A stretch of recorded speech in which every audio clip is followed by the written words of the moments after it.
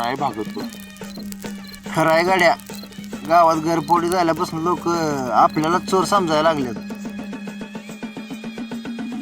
काय आज आहे तर उद्या नाही. या गावात नाही बघायचं आपलं, आपल्याला शहरात जावं लागतंय. आणि शहरात लोक साडीतली बाई बघितली का दनादन पैसे टाकतात.